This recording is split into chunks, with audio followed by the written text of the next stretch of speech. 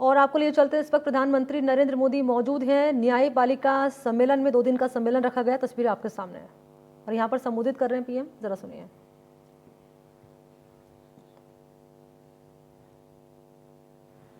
ये राष्ट्रीय सम्मेलन, इसमें हुए विमर्श देश की अपेक्षाओं को पूरा करने में मदद करेंगे।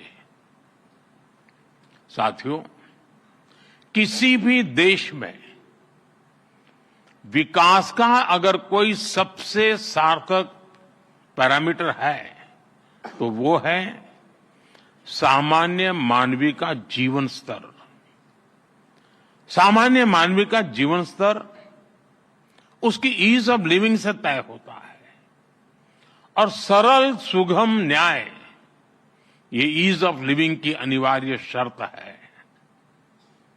ये तभी संभव होगा जब हमारी डिस्ट्रिक्ट कोर्ट्स आधुनिक इंफ्रास्ट्रक्चर और टेक्नोलॉजी से लैस होगी।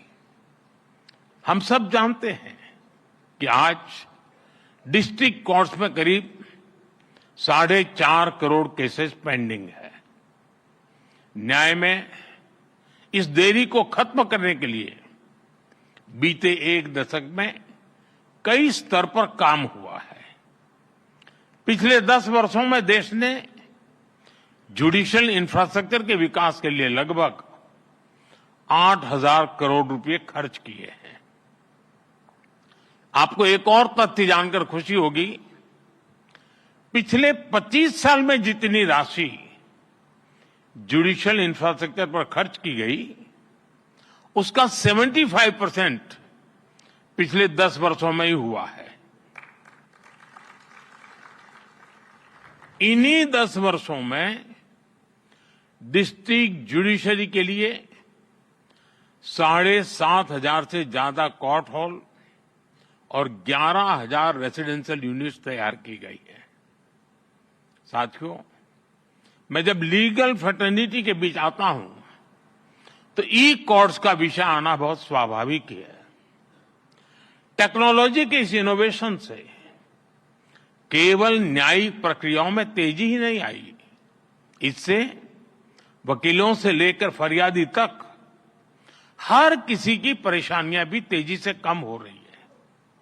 आज देश में अदालतों का डिजिटाइजेशन किया जा रहा है और जैसा कि मैंने कहा, इन सभी प्रयासों में सुप्रीम कोर्ट की ई कमेटी अहम भूमिका निभा रही है। साथियों, पिछले वर्ष ई कोर्ट्स प्रोजेक्ट के तीसरे फेज को भी स्वीकृति मिली है। हम एक यूनिफाइड टेक्नोलॉजी प्लेटफॉर्म तैयार करने की दिशा में आगे बढ़ रहे हैं। इसके तहत आर्टिफिशियल इंटेलिजेंस,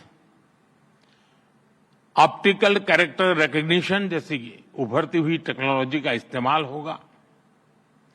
हम पेंडिंग केसेस का एनालिसिस कर सकेंगे, भविष्य के मुकदमों का भी अनुमान लगा सकेंगे। पुलिस, फॉरेंसिक, जेल और कोर्ट टेक्नोलॉजी इनको इंटीग्रेट भी करेगी और इनके काम को स्पीड अप भी करेगी।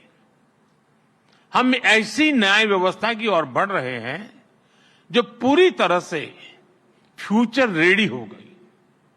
साथियों, आप जानते हैं, बड़े बदलाव में इंफ्रास्ट्रक्चर और टेक्नोलॉजी के साथ ही नियमों, नीतियां और नीयत की भी भूमिका होती है। इसलिए आजादी के 7 दशक बाद देश ने पहली बार हमारे कानूनी ढांचे में इतने बड़े और अहम बदलाव किए हैं। भारतीय न्याय संहिता के रूप में हमें नया भारतीय न्याय विधान मिला है। इन कानूनों की भावना है citizen first, dignity first and justice first. हमारे क्रिमिनल लॉज शासक और गुलाम वाली कॉलोनियल सोच से आजाद हुए हैं। सेडिशन जैसे अंग्रेजी कानूनों को खत्म किया गया है। न्याय संहिता की सोच नागरिकों को सजा देगा, यही एकमात्र नहीं है, लेकिन नागरिकों को सुरक्षा देना भी है। इसलिए एक और महिलाओं और बच्चों के खिलाफ होने वाले अपराधों पर सख्त कानून बने हैं। दूसरी ओर पहली बार मामूली अपराधों में सजा के तौर पर कम्युनिटी सर्विस का प्रावधान किया गया है। भारतीय साक्ष्य अधिनियम के तहत सबूत के तौर पर इलेक्ट्रॉनिक और डिजिटल रिकॉर्ड को भी मान्यता मिली है। भारतीय नागरिक सुरक्षा संहिता के तहत इलेक्ट्रॉनिक मोड में समन भेजने की व्यवस्था बनाई गई है। इससे न्यायपालिका पर पेंडिंग केसेस का बोझ भी कम होगा। मेरा आग्रह होगा, सुप्रीम कोर्ट के मार्गदर्शन में डिस्ट्रिक्ट जुडिशरी को इस नई व्यवस्था में ट्रेन करने के लिए नए इनिशिएटिव्स भी जरूरी है।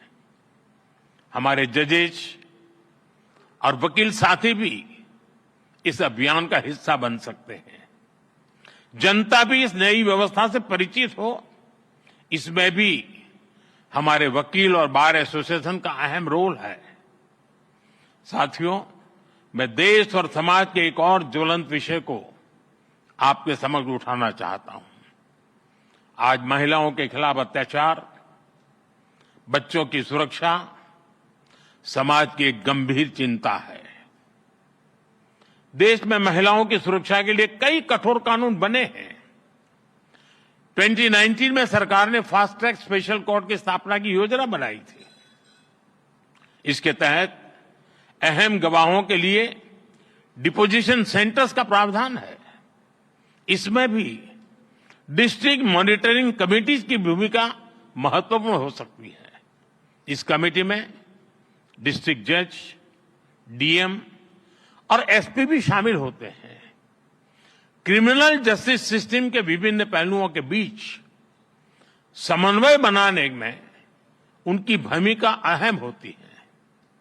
हमें इन कमेटियों को और अधिक सक्रिय करने की जरूरत है।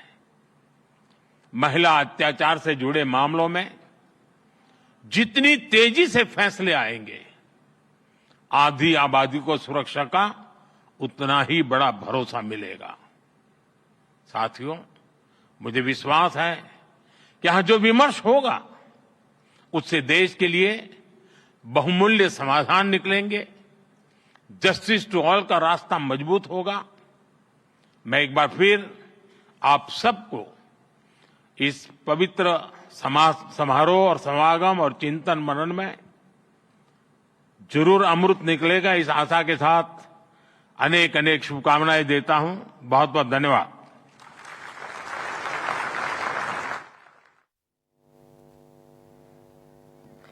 तो आप सुन रहे थे यहाँ पर प्रधानमंत्री नरेंद्र मोदी को, और देश में महिलाओं के लिए कई कानून लाए गए, ये कहा गया। प्रधानमंत्री की ओर से जिला न्यायपालिका राष्ट्रीय सम्मेलन में प्रधानमंत्री मोदी को आपने सुना। नई दिल्ली में ये सम्मेलन रखा गया, वहीं से लाइव तस्वीरें आपके सामने है।